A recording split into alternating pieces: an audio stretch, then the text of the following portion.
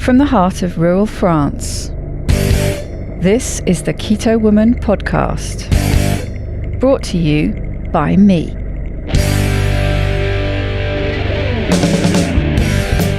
Hello Keto Lovelies, I'm Daisy Brackenhall, and I've spent most of my life struggling with my weight and confidence, and have always had a difficult relationship with food.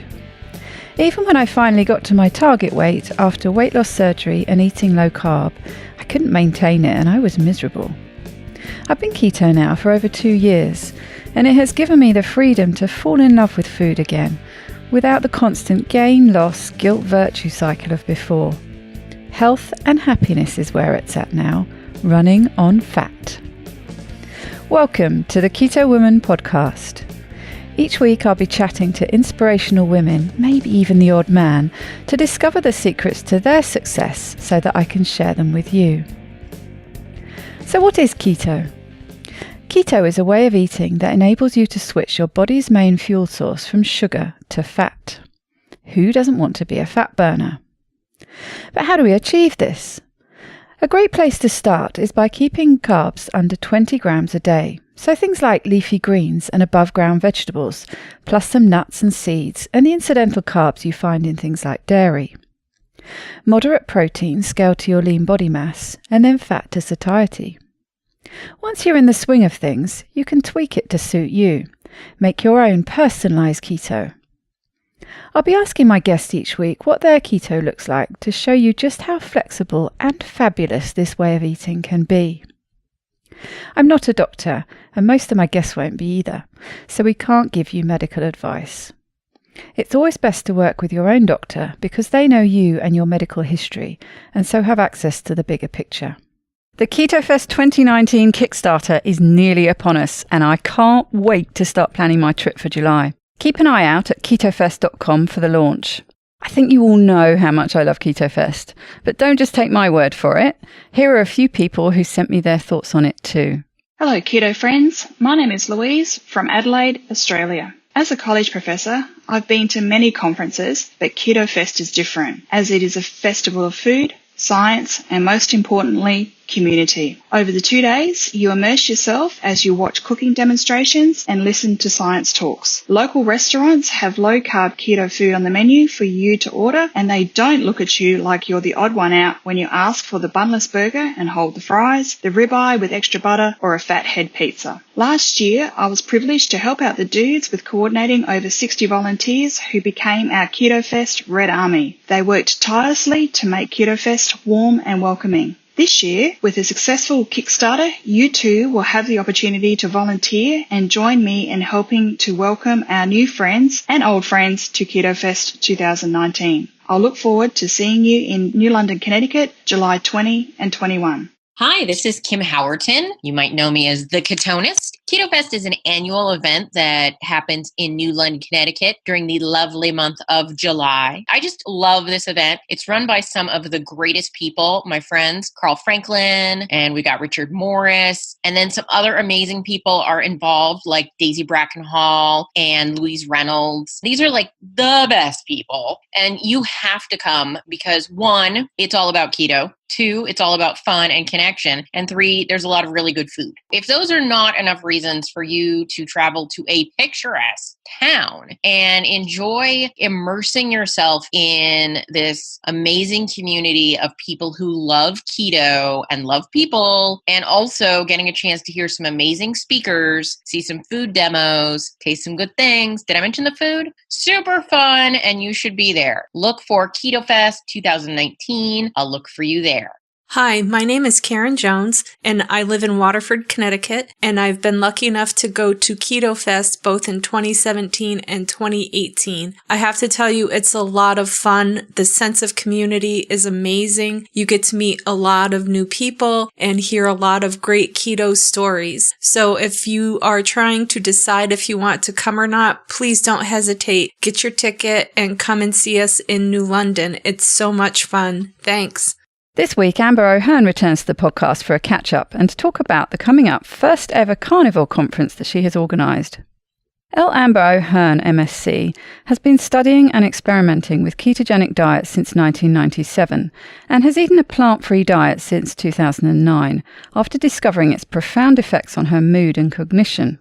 She has presented at various conferences on the role of ketosis and meat eating in brain development and evolution. Her review on the evolutionary appropriateness and benefit of weaning babies onto a meat-based, high-fat, low-carb diet was included as a testimony defending Professor Tim Noakes in his recent trial. She is a data scientist by profession, with prior publications in mathematics, linguistics and psychology. It's always fascinating talking to Amber, and I'm really looking forward to seeing her again soon at her conference in Boulder. Thanks also to Becky for giving me some extra questions for Amber. She enjoyed answering them.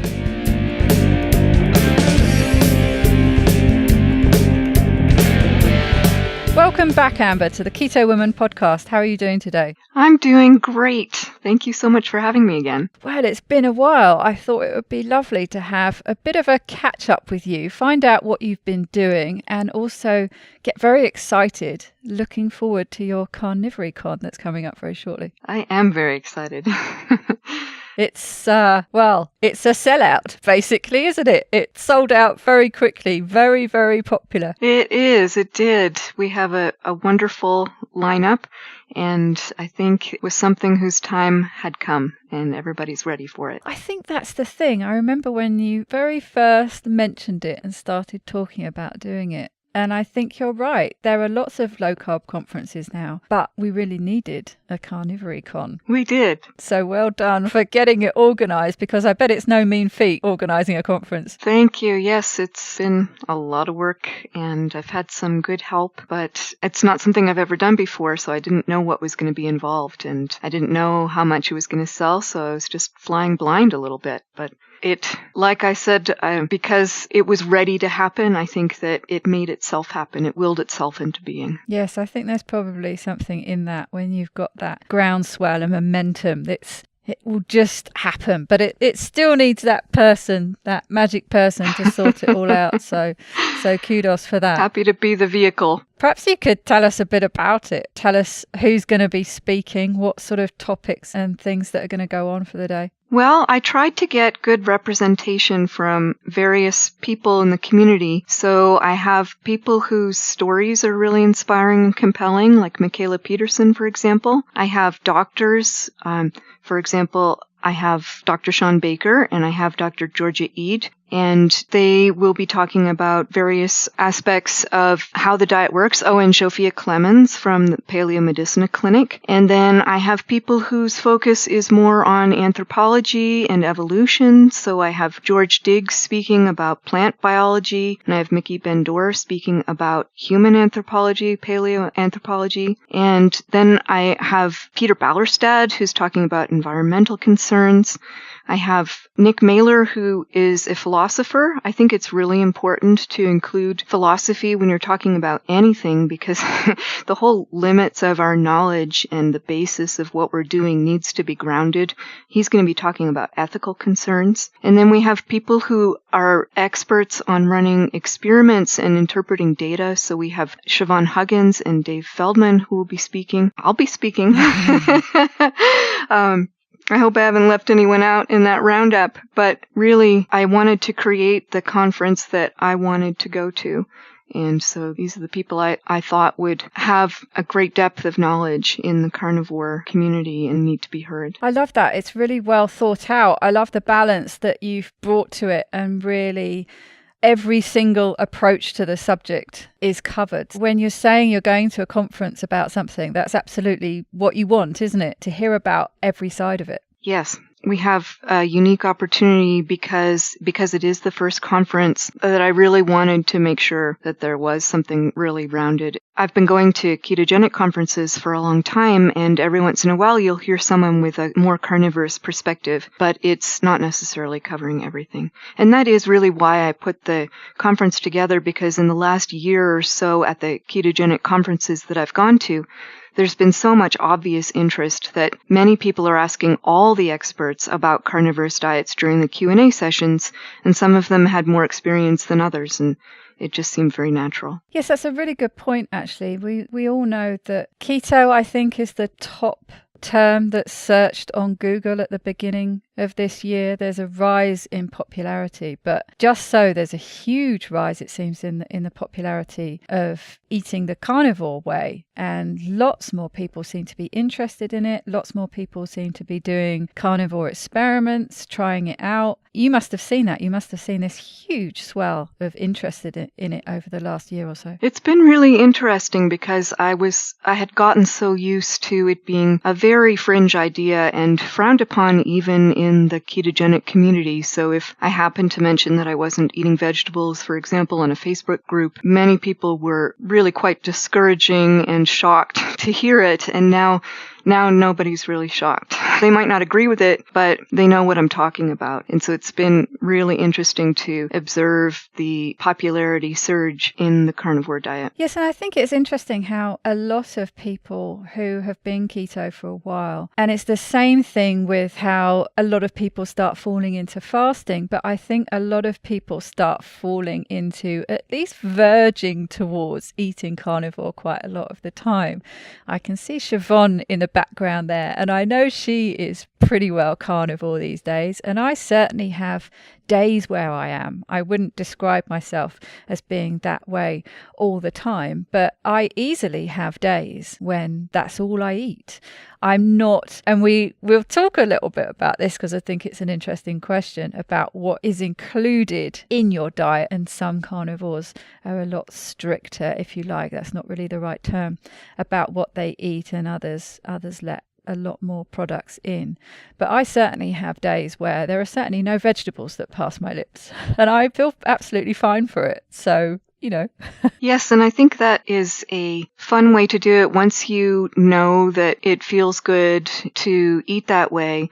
If you're not compelled to do it for other reasons, for example, if eating a bit of plants isn't necessarily going to give you some symptom that you're trying to avoid, then you can go in and out of carnivory, and it can be just something you do sometimes, or you can do it when you're wanting to feel a particular way. If you feel your best on carnivore, but you feel pretty good when you eat some plants, then you can return to that when you really want to tune up. Well, Siobhan and I were talking recently about how it can be a bit of a trap. Once you've tried it, you kind of never want to go back for a lot of people, but just knowing that it's there. Well, that is the point, and we've heard your story before, and I think, like with anything, it's great to do it as an experiment for something like 30 days, whatever it is, just to actually see how you feel. Right. Because that's exactly it, isn't it? So many people try it and then it's like, whoa, I feel so good. I don't want to go back. It's not a case of making that decision for any theoretical reason. You try it out, and if you start feeling a lot better, I mean, that's what happened with you, isn't it? You just started feeling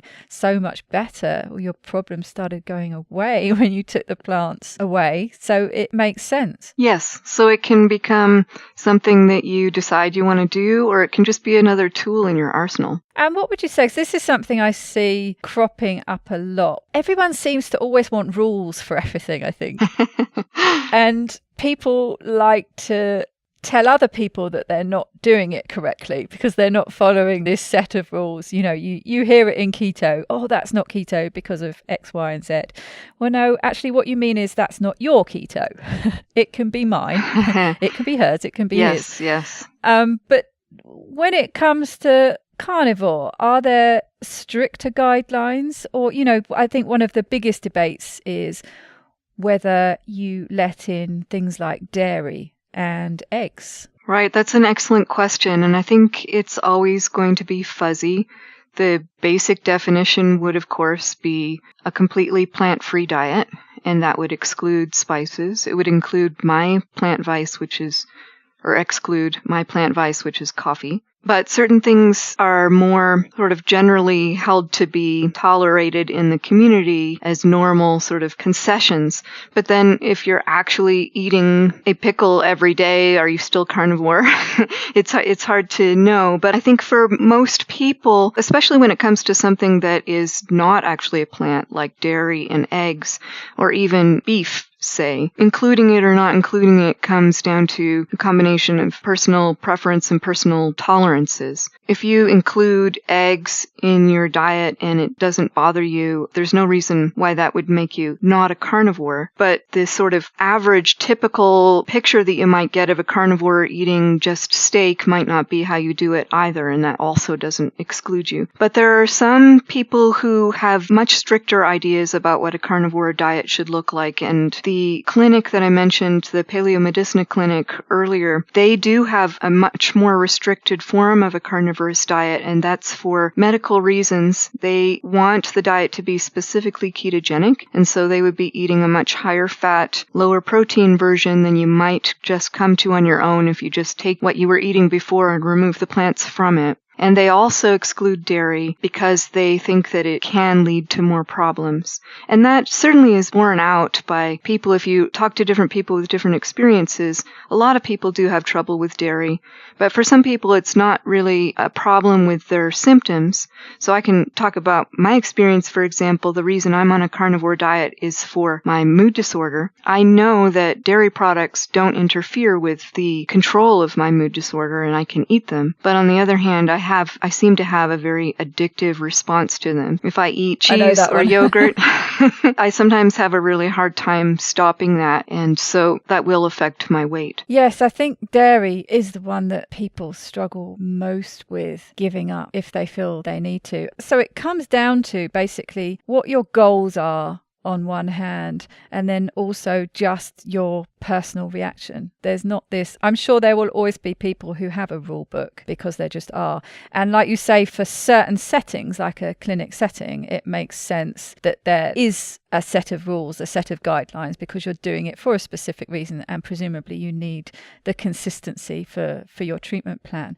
But what are your feelings on dairy when it comes to, I suppose, specifically weight loss? Because that seems to be the problem that people have. It seems to be something that if people are struggling, so if one of their goals is weight loss and they're experiencing a plateau, one of the most common suggestions is, have you tried giving up dairy?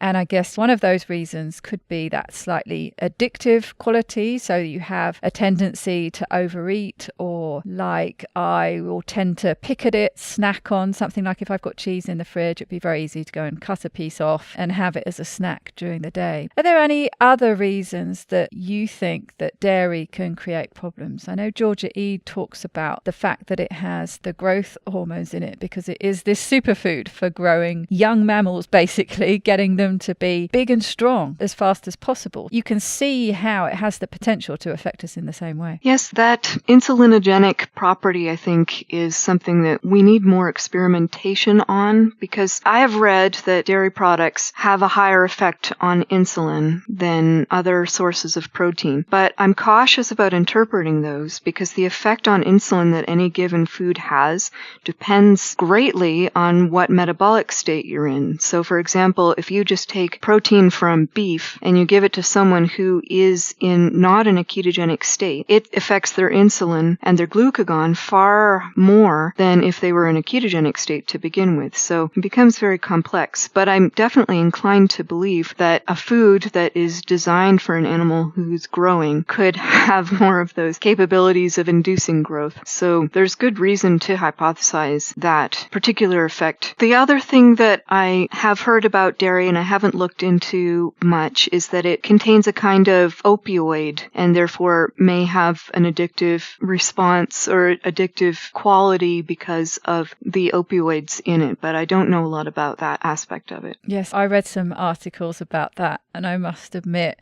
I could certainly see the logic in it because, yes, I do find it quite addictive. There's another thing that has been talked about with dairy in this community, and that's Stephen Gundry has said that for people with ApoE4, they would be more sensitive to dairy. He has put that together with saturated fat, and I don't know that he's actually looked at the difference between saturated fat coming from other animals and saturated fat coming from dairy, but he definitely recommends against dairy for those with ApoE4. My only hesitation about bringing that up is that I think his concern has to do with its effect on cholesterol, and in particular, I think raising LDL, and I'm not particularly persuaded that high LDL would be a problem, but it's a connection that might be worth looking into. And that's very interesting. I haven't read the report properly, but I did plug my DNA into one of these reports, and my memory is not working very well, so I can't tell you which one it was. But I do vaguely remember down that list something that surprised me quite a lot, and it must have been something to do with that gene, because it said that, and this is just laughable, that I had a certain sensitivity to saturated fat. Saturated fat could cause problems for me, and I might be one of those people that is not suited to a ketogenic diet. And I thought, well, that doesn't seem to be the case, but... Might actually be the opposite. So that was an interesting thing. So maybe that ties in with the same. I have been told I should avoid dairy in the past, and I have found from doing an exclusion diet that I'm a little bit reactive to lactose. So I certainly do better if I stay to the 0 or very, very low carb forms of dairy. I do a lot better.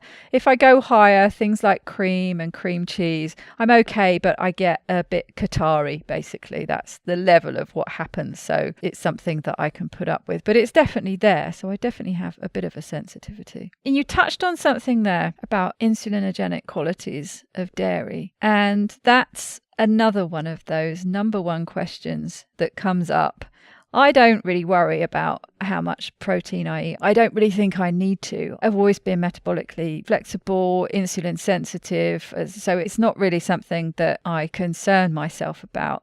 But for anyone who feels like they need to keep their protein within fairly strict parameters, if they're thinking of trying carnivore, the first question is, what's going to happen when I eat all that extra protein? Because, of course, you're going to have to eat some extra protein. If you're not eating anything else, your protein intake is going to have to go up because, well, it's not all you're eating, is it? Because you're eating fat as well. But you know what I mean. Mm-hmm. And the first thing, obviously, that people start shouting, oh, well, I've heard that protein turns into glucose if I eat too much of it. And so that's automatically going to be a problem when I start eating carnivore. I can't only eat my 50 grams or whatever it is a day. What have you got to say to people who are asking that question? Well, the funny thing is that a lot of people who go carnivore actually end up finding that their ketosis levels go up and not down. It's a little bit counterintuitive.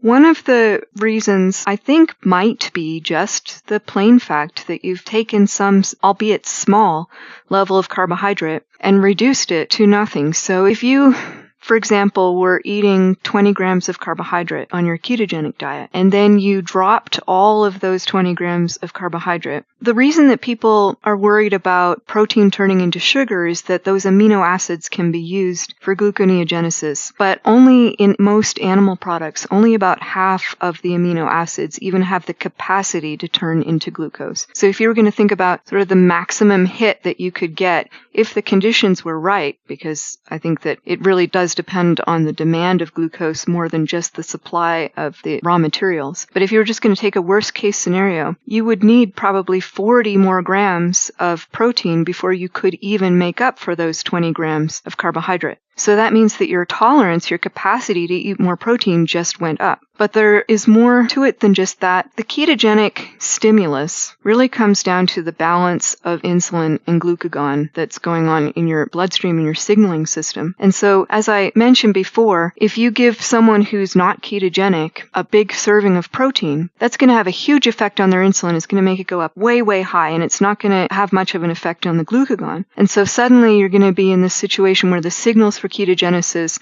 are even lower. There's much less call for ketogenesis.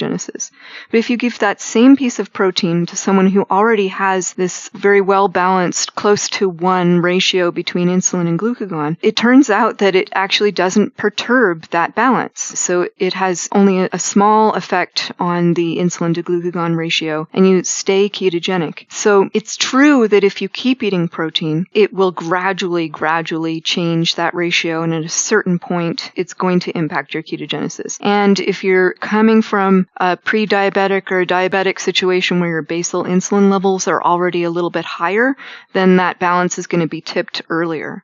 But in general, most people are quite surprised to find that they can eat much more protein than, say, that minimum level that's sometimes advocated for and still stay in ketosis.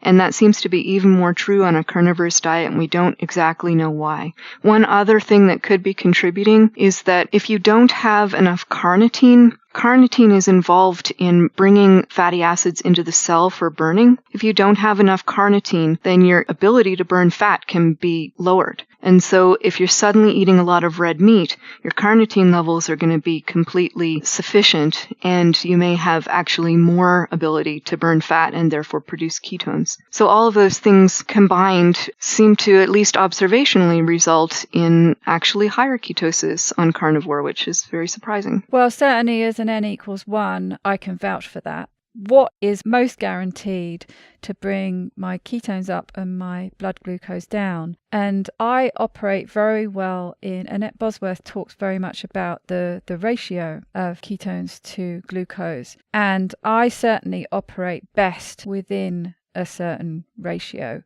And it's that GKI ratio of sort of 1 to 2 is where I do best. So actually, fairly strict. But it's down in that ratio that I get fewer migraines and my mood is better.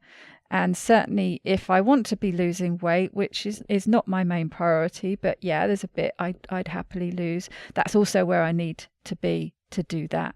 But the most important thing for me is the mood and migraines. And if I get up into that zone where a lot of people are quite happy, they're in ketosis and they're doing very well and they're losing weight, whatever it is for them, for their context, no, I need to be a bit further down. But to get down there, it's just reducing those carbs right down. That's what gets me there. And yes, as a balance, I probably do eat more protein. But yes, just as you were saying, that's certainly true for me. All it does is put my ketones up, certainly not down. Interesting, isn't it? It really is, yes. And I think that's what it comes down to. I like experimentation. I encourage everyone else to just try different things and not be doing it so much for numbers on the page, just be doing it to see how you feel. And when you start feeling good, that's what you want to carry on doing, isn't it? Yes. We have all these studies. In carnivore, we don't really have very many studies, but you look at a study and the main purpose of a study really is to give you an idea of what might work for you, because we know that individuals, even within that study, are going to vary in their response. And what the study is trying to tell you is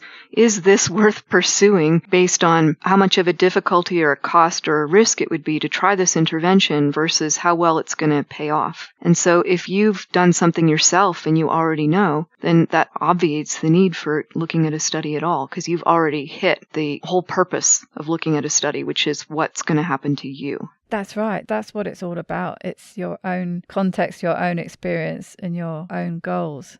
I know you've got Siobhan sitting there behind you at the moment, and I don't know if she's changed her favourite meal, but it always used to be pork of some description and cream cheese. So she certainly likes to mix it up. What about the rest of your household? Do they eat the same way as you or slightly differently?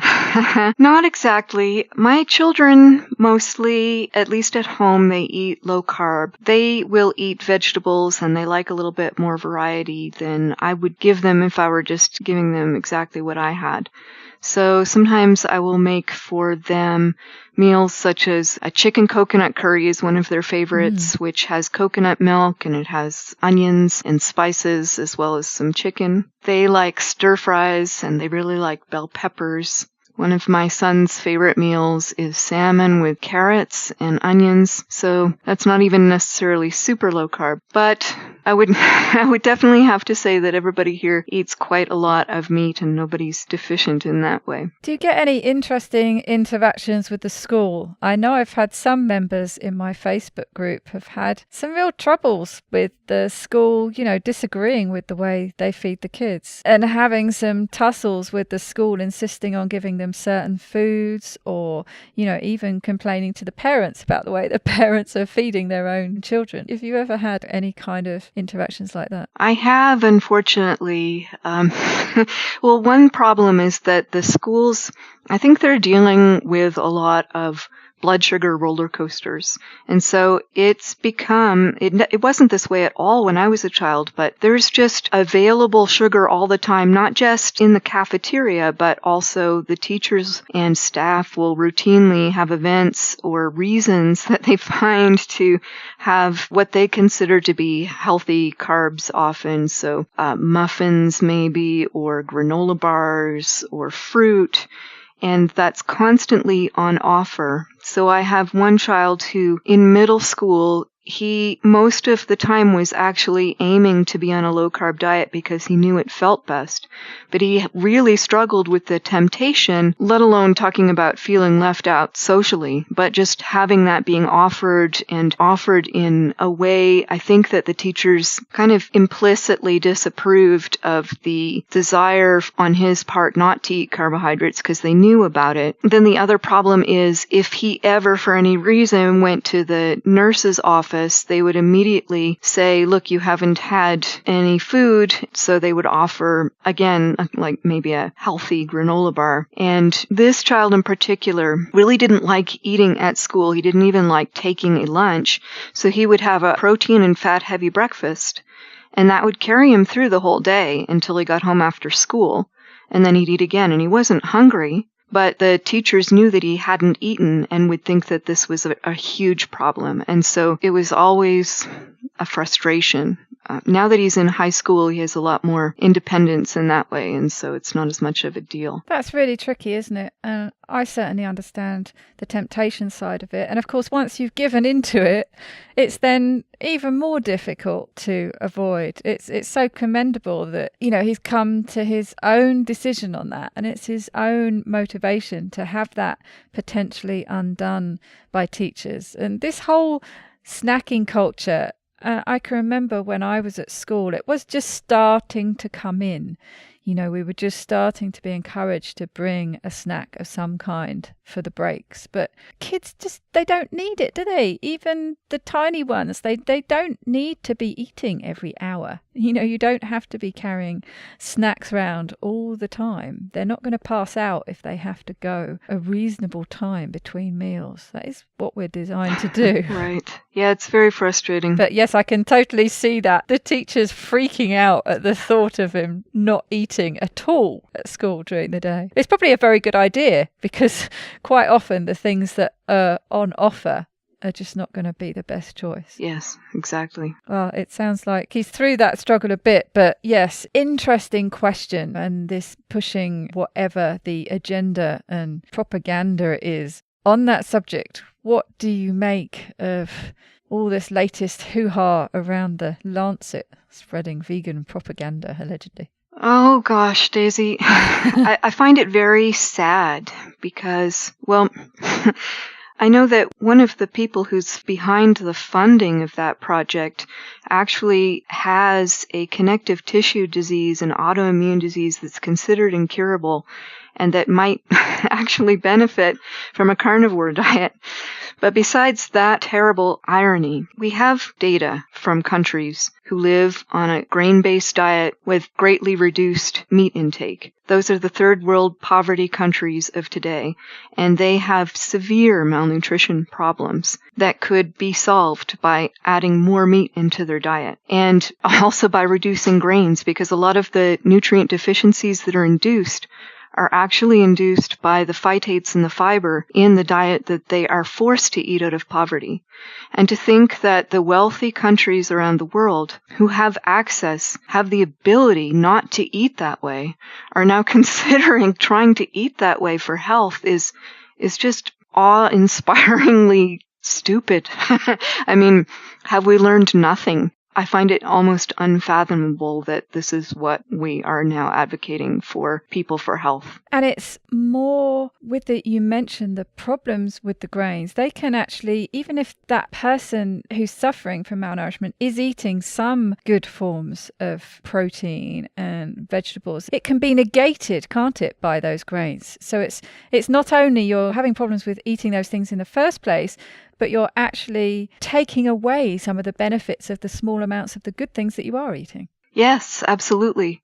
I was looking through a document on fortification that was put out by the WHO and the FAO, the Food and Agriculture Organization, and they were talking about the most common global deficiencies that we need to address, perhaps through fortification. And they characterized diets that would induce certain deficiencies. They would have a little paragraph of what's the diet that gives the highest risk for example, zinc deficiency or B vitamin deficiencies or other deficiencies, vitamin A deficiencies, all of these things that are causing huge problems. And in every case, in their paragraph, it would say a diet that's insufficient in animal-sourced foods and a diet that's high in phytates and grains and fibers and that gets most of their protein from soy. We know this. So it's really quite ironic and head-smacking. Well, and that you need to fortify to balance it out and fortify just the things that are draining it in the first place. It's like you say, it's That's all right. it's all just, what are you doing? You touched on that with the link and the association between poverty and what you're eating. And that is something, again, that's brought up with not only keto, but carnivore too, is the cost, that it's something that is going to be a very costly way of eating. What's your experience with that? If you're comparing to grains, it is going to cost more. It's going to cost more at the shopping counter cashier, but it's not going to cost more at your health level. That's certainly true. But if you're talking about comparing it to getting all your calories and your nutrients from fruits and vegetables, then it's actually not comparatively expensive. It turns out that fruits and vegetables per calorie, they're mostly water. So they're very, very expensive. If you go to the store and you're buying green peppers and kale or spinach and tomatoes and all of these things, it turns out to be very expensive to live off that kind of food. Another component that can be expensive with fruits and vegetables is that there's a high level of waste. Siobhan and I were talking about this earlier, and she asked me, how much meat goes to waste in your fridge? And the answer is almost none. Whereas it was a constant battle when I was low carb, trying to make sure I ate all the vegetables according to plan so that they didn't wilt and go bad in the fridge, especially salads. So there's that as a cost as well. But then meat, you can really, if you want to buy only grass-fed ribeyes, you're going to spend a lot more money than if you're willing to buy more conventional, if you're willing to do some pork, you're willing to do some ground beef, you're willing to buy cuts that are cheaper, and actually high-fat cuts are often cheaper, which is a great bonus.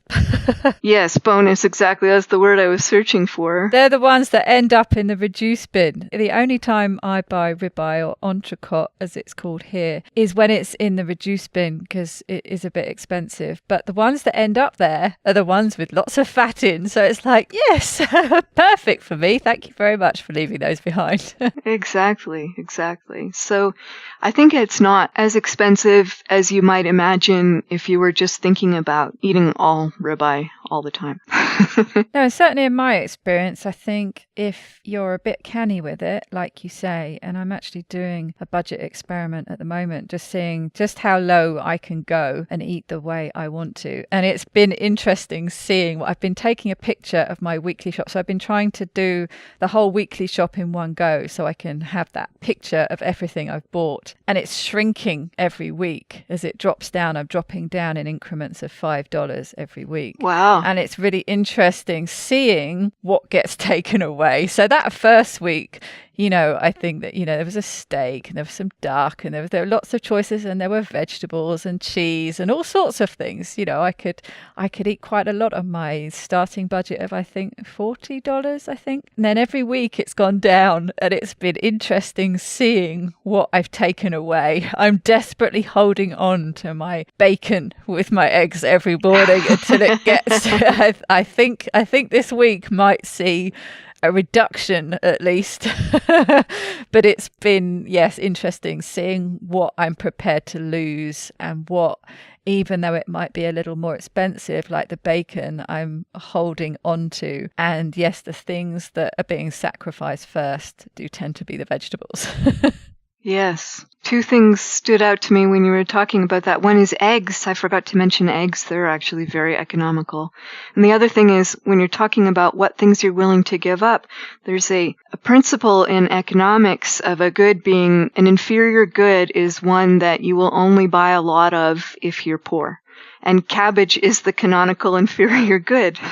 And I think cabbage it's one of the longtime vegetables that we've had for a while. We get this impression, I think, that with this 5 a day idea that back 100 or 200 years ago that people are eating a lot more and a larger variety of vegetables. But that's really not the case at all.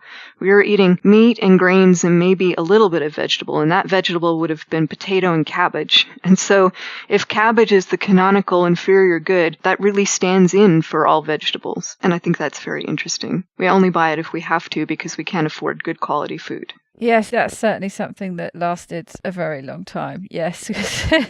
Sometimes it's nice to have a bit of cabbage, but yeah, that sort of runs out fast. But it's interesting what you were saying about the waste with food. And even like you say, there's using up the vegetables that tend to wilt in the fridge if you're not careful, where that never happens with meat. But even if that's not the case, even if you're using them when they're fresh, there are bits of it that you throw away that you don't use. Some people might collect those up to make some stock or something, I guess. I mean, mine goes on the compost heap. It's not thrown in the bin, so to speak, but meat, every part of that gets eaten. Because if it doesn't get eaten by me, it goes into a bone bag. It doesn't get thrown away. It goes in the bag until I've got a nice big bag. And then I boil it up and I make stock. And I boil it down for a couple of hours in the pressure cooker so the bones are soft. And I have the stock. The dogs get the bones. And there's no waste. Zero. None of that meat goes in the bin at all. Ever. Yes, that's an excellent point. So it's much better value for money, gram for gram. But also with the budget experiment, I can happily have a couple of chicken thighs with some mayonnaise for dinner and without any vegetables. And then that's enough. When I'm taking more and more back down to the bare bones of what I can buy, if it's only meat on the plate, then yeah, that's okay. I'd rather that than just some vegetables on the plate. And interestingly enough, vegetables are actually quite expensive in France. They're expensive everywhere, I think. They're not in season very long, so they have to be specially gardened or brought in from somewhere else. Then you have the transportation cost, and many of them do go bad, and so they have to bring them very quickly. I think it's a false economy. That's something that I want to get back into, actually, is growing a few more things myself, because that is the perfect way to do it, because there isn't much waste there. You can literally go and pick out what you want for your dinner, bring it in and cook it. And that's when vegetables are truly delicious, I think. For me, I don't have the kind of reactions you have to plant material, but that's when they taste so good. Spinach that is picked fresh out the garden is just a world apart. It's like fresh eggs, isn't it? Eggs from your own chickens that have been grubbing about for worms and things taste so much better than even the best supermarket eggs. I couldn't agree more. You have chickens, don't you? I don't, no. Maybe one day. I used to. The fox got them all, unfortunately. Oh. There was a discussion I wanted to have with you. It was a question that came up on the forum, and I brought it up in one of our Slack chats, and you weighed in on it, and I found it really interesting. And to start with, this is one of the areas that I like it when I have conversations with people that start changing my way of thinking. I think the original topic that was brought up, or at least the comment that was made, was that you can drink too much water and you can flush electrolytes out of your system. And I certainly knew this was a possibility. I mean, we hear about extreme examples of that with marathon runners, dropping down and having heart attacks, or even worse, dying from losing too many electrolytes. And I can imagine there is certainly a possibility of drinking too much water, but I picture that as a huge amount. But the person on the forum, at least, was saying that it was a much lower amount than I had in my head. And I thought this was rubbish. And I mentioned it in the channel. And then you started saying, well, actually, there's something to it. And I very much respect your opinion and knowledge on things. And I really wanted to have that discussion here and share it with the listeners. So it would be great if you could talk about that. Well, thank you. Yes, I don't know all the answers about this, but I have been thinking and speculating about it for a while. I first noticed the water idea when I was talking with Charles Washington, who was the original Forum for Zero Carb Diet owners back in the day, a decade ago. So he's a runner. He runs marathons. And he would mention that he doesn't drink while running and that he doesn't need to. And I thought that was very interesting, but I'm not a runner myself, and so I didn't think about it very much again. But I did notice that one thing that seems to be common among a lot of carnivores is that they give up eating salt. And that seems unusual because in the ketogenic community, at least in the last couple years, there's been a big push to eat a lot of salt and that this would be good for you. And at one point, I thought, I wonder if that's only the athletes who might be sweating out more salt. So I didn't do a poll on Twitter, but I did ask around on Twitter, and I found out that most of the carnivores that I talked to were not eating salt, and that they found that they felt better not eating salt, which was in contrast to the people on keto. And the few exceptions that I found weren't all athletes, so I found some athletes who swore by salt, but some of the people who swore by salt weren't athletes, even within carnivores I'm talking about, and the opposite. So there were some athletes that didn't use it at all. So I had that sort of mulling around in my brain. And then one day I started reading about dry fasting. When I first heard about dry fasting, I thought, oh, that's just over the edge. Like, taking away food is one thing, but your body needs water, right? So why should we ever stop drinking water? But I started looking into it, and I found out that it is possible that your body might want to burn more fat if you are not drinking water. And the reason is that your fat in its storage form is about half water. And every time you burn fat, you get about as much, slightly more water than you get energy, or you get fat out of your adipose tissue.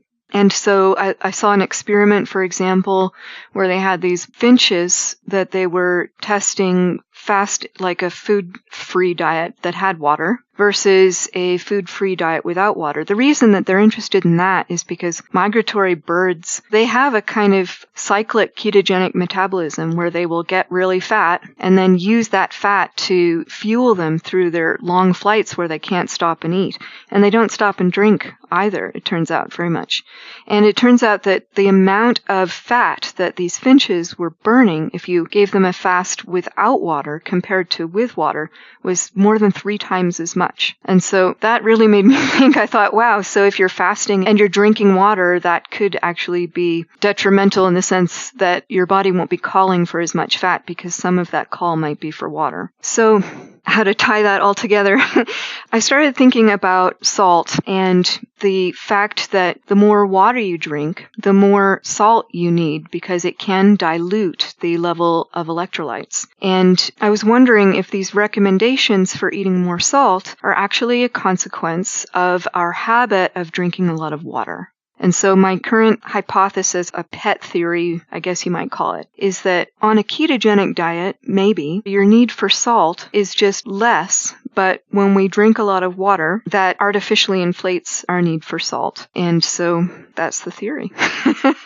Did that make any sense? Yeah. What about the arguments? I thought one of the arguments for the fact that you needed these electrolytes, especially when shifting from a high-carb diet into a ketogenic way of eating, is that your kidney's flushing a lot out and you need to replace some of it. Is there a difference between transitioning and then when you settle in, or is that perhaps not the case in the first place? I mean, it's just become such a common thing to see. Electrolytes are a necessity. You can't do without them. You have to, if you're going to start keto, you have to be on your game with electrolytes. I'm just wondering, and I would say for the most part, I don't take them. And I certainly haven't been into any kind of routine.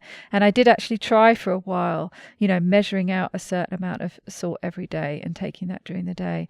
And I have to confess, I didn't see any real benefits. And that's only an N equals 1. So I don't seem to stop functioning without them, but I certainly do drink too much. That's definitely a thing. And I'm going off on a bit of a tangent here to go back to that original about the whole reason that people use for needing electrolytes, but salt in particular when you're transitioning from high carb to ketogenic? Right. Well, the transition period might be a case where you could make a stronger case for making sure that you don't lose those, because there is that initial period where your kidneys are trying to figure out what's going on, basically, and you're losing a lot of water, and you will lose electrolytes, and we do need electrolytes. But your excellent question was, what about after that has settled down?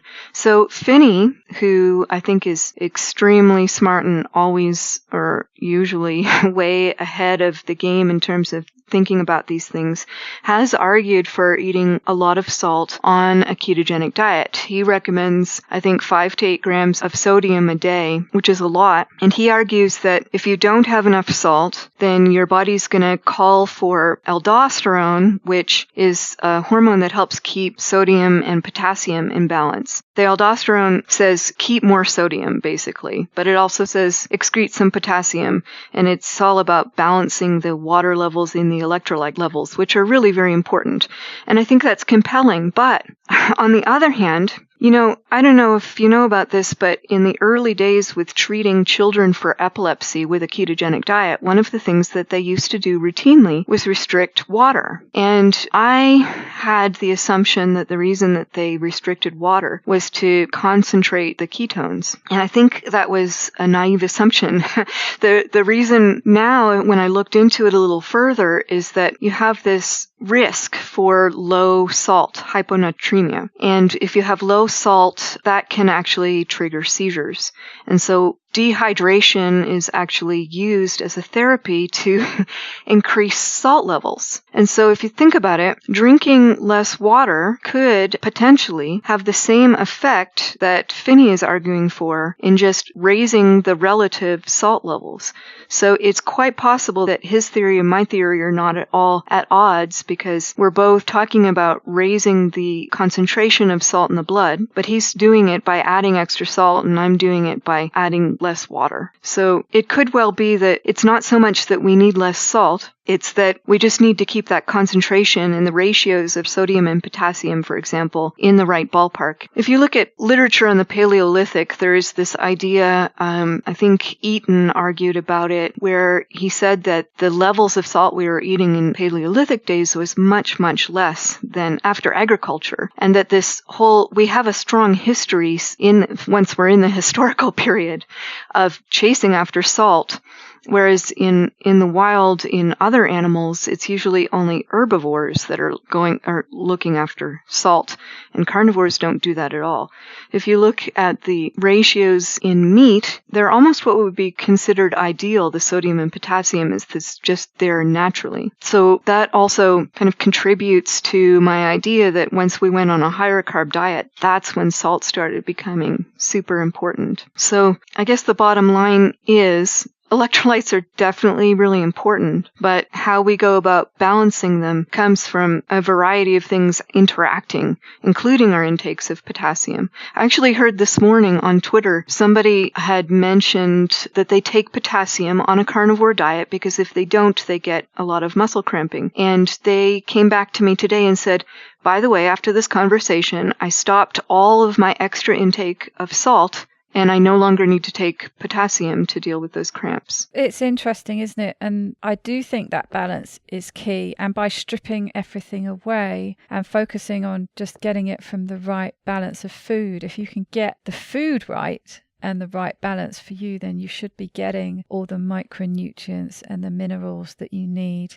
in the right amounts. I know I'm always very leery of supplementing because of potentially throwing that balance out. And again, it's N=1 only, but I used to have really bad restless legs at night and occasional cramps, and magnesium was what I thought to take for that. And it worked. I took magnesium tablet at night and it really helped. until it stopped helping so much. And so I started taking 2. And then it just became, well, I'm taking these all the time and it's costing a fair amount of money. And I think maybe what happened, they just ran out at one point and I didn't have any stock, and I just didn't take them for a while.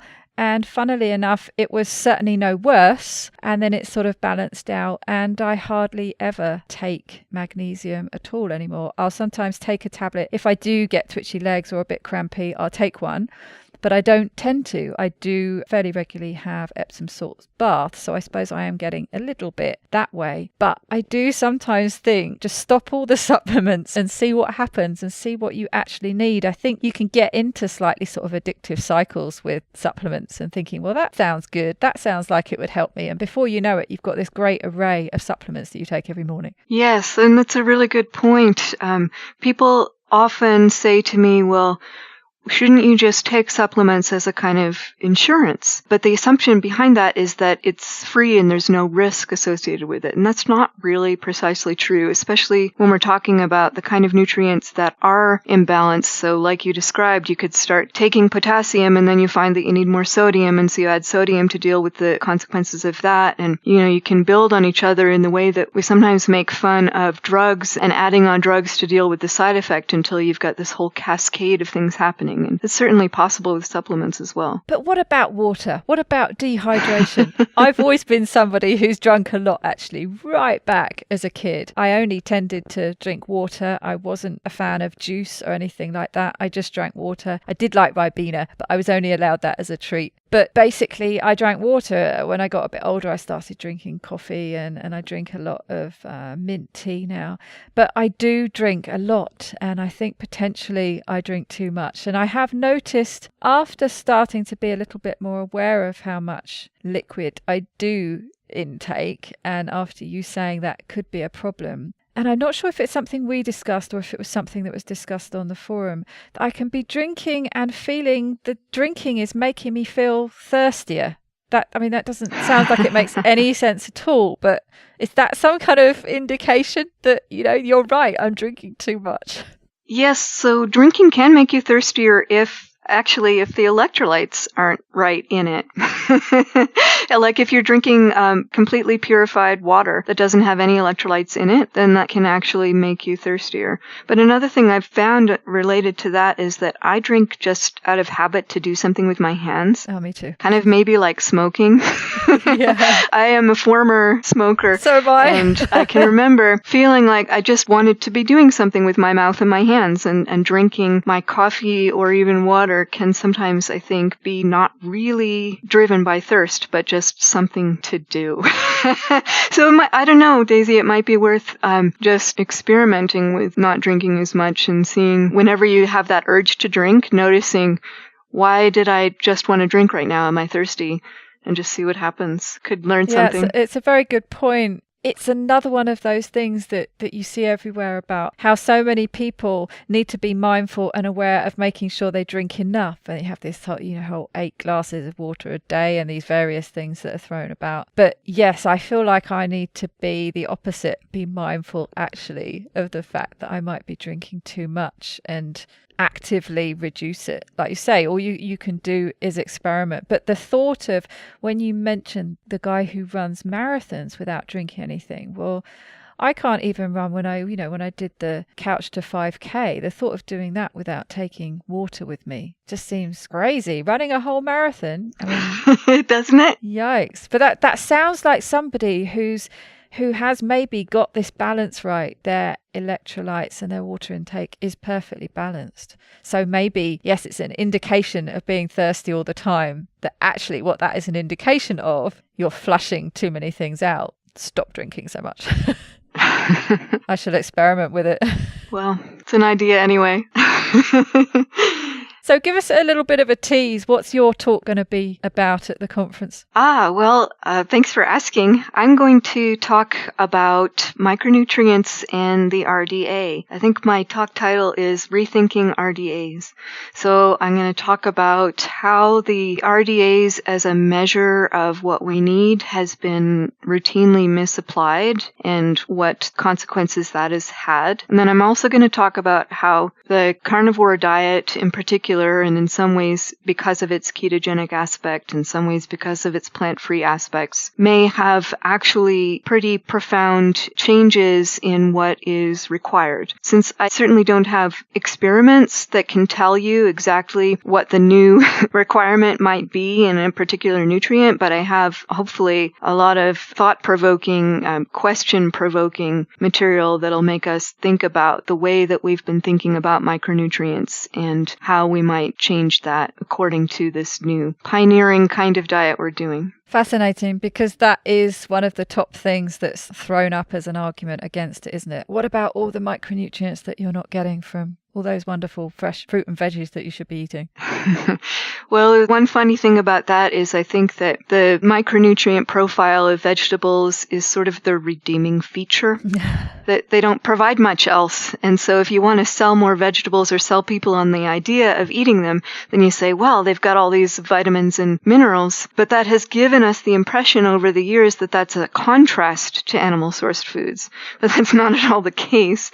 Animal-sourced foods are very rich and usually richer in micronutrients. But now they've got this reputation as being for protein when they're really so much more than that. And vegetables really aren't much more than that one selling point. And when it comes to the question of micronutrients and bioavailability of them in meat and protein foods, is there a good, reliable resource to find out about that if you're wanting to research what's in the food you're eating? Or is it so variable depending on what you're eating and where you live and all sorts of other factors? Well, the bioavailability itself does actually sometimes depend on your nutritional status. So, for example, if you look at vitamin A, in the plant form of vitamin A is actually a precursor. It's not the kind that we need. It's the carotenoids. And the conversion from that to retinol, which is the kind that we actually use, it varies a lot in people, for one thing. So some people have much less ability to convert carotenoids into vitamin A, and that can be a problem. But it's also the case that the more deficient you are, the more your body will be willing to make those conversions. So if you already have enough vitamin A, you're basically going to get almost nothing from, say, a carrot. But if you have very little, your body will say, okay, we're going to prioritize this conversion. But the kind of flip side of that is that when you're getting it from a plant-based food, your body doesn't make more than it needs, so you don't get extra for storage. Whereas if you get vitamin A from an egg or from liver, you're going to store it in your liver, and then that can carry you over for a longer period. I didn't really answer your question, what resources. I highly recommend looking into Georgia Eads' website if a reader isn't aware of her work, because she goes into the plant versus animal nutrient question very deeply. And so I highly recommend that. Well, it's fascinating that you happen to jump on vitamin A, actually. Two things. It's vitamin A. Isn't it the reason that women who are pregnant are advised to avoid things like liver? Isn't that because they can end up storing too much vitamin A, which can potentially be a problem? Yes, it can actually cause mutations if you have too much vitamin A when you're in gestation. And in fact, there was a paper I read, I'm not remembering what year it was from. It might have been about 20 years ago. Might have been a little bit older than that. But there was a committee that was arguing to actually lower the RDA of vitamin A and vitamin C. And the board wouldn't incorporate these changes, even though part of the reason for listing the lower RDA for vitamin A was, in fact, for risk during pregnancy. The reason that it didn't go through, they said, was that they thought it would confuse the American public if they reduced these RDAs, which is really quite extraordinary and created a lot of controversy and upset within the community of the people who are working on that. I did have actually had a deficiency in vitamin A for quite a time. I don't know how long, because it was discovered when it was tested, but of course I have no idea how long I was deficient before it was tested. And they tried to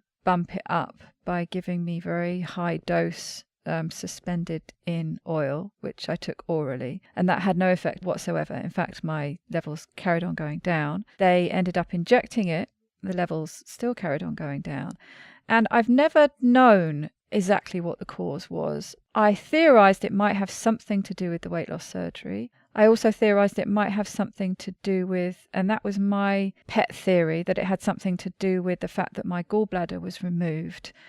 Because the way I got my levels up was that I took dry form vitamin A tablets. So when it was suspended in oil, it wouldn't work. However I took it, orally or injected, it wouldn't boost my levels. But when I took the dry form tablets, I got my levels up. But since they went up, I don't carry on supplementing. And I don't know whether that's just a thing. Once you get your vitamin A up to the levels it needs to be, it holds at that level. Or whether, see, you conflate things, don't you, by doing too many things at once. But obviously starting to eat low carb and then ketogenically, I wonder if my diet is making the vitamin A that I'm consuming much more available because I'm eating the proper foods. You know, I used to eat a much higher carb diet with less of that good stuff and, you know, all sorts of junk food and all sorts of things.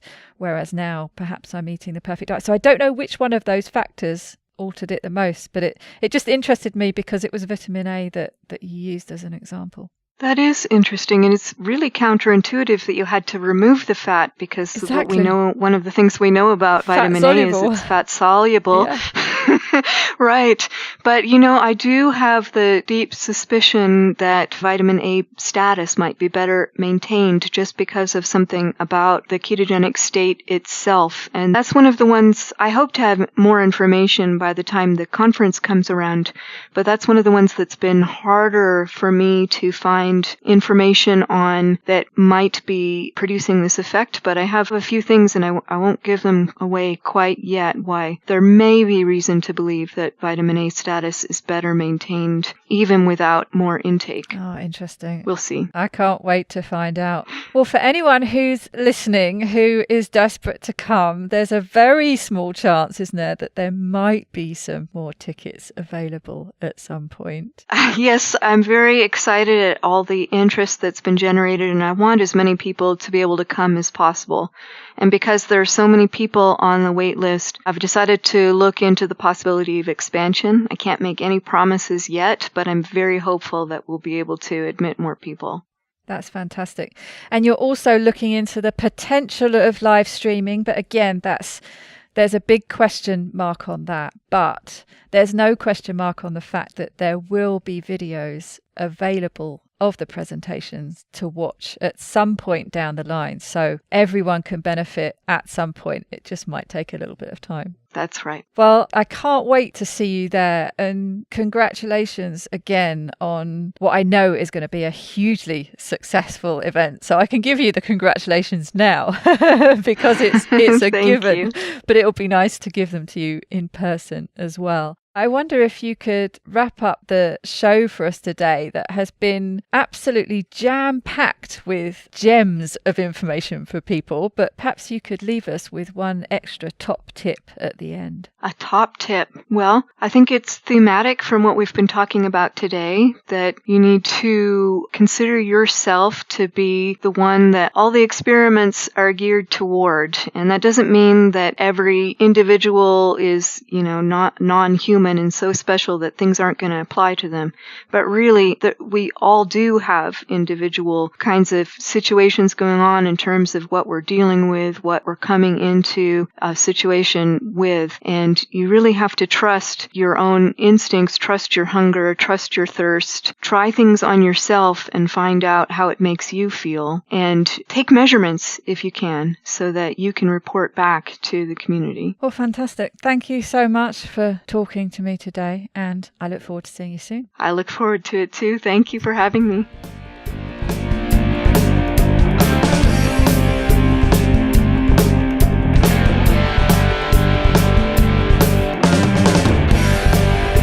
To get the resources and links from the show, please go to ketowomanpodcast.com. Are you my next extraordinary woman? Maybe you've got an idea for a show, a topic you want to hear about. Let me know how I can tickle your earbuds by dropping me a line at daisy@ketowomanpodcast.com. If you fancy joining me on this exciting adventure and want to help me create new episodes, please go to my Patreon page at patreon.com/ketowoman. or simply hit the support button on the Keto Women podcast website. Please help other people hear about and find this podcast by reviewing the show on my Facebook page and iTunes or whichever podcast app you use. It doesn't go unnoticed by me, the people who regularly like, share and comment on my posts. Your support means the world to me. Thank you. This week's end quote is from Ralph Waldo Emerson. All life is an experiment. The more experiments you make, the better. Bye-bye, Keto Lovelies.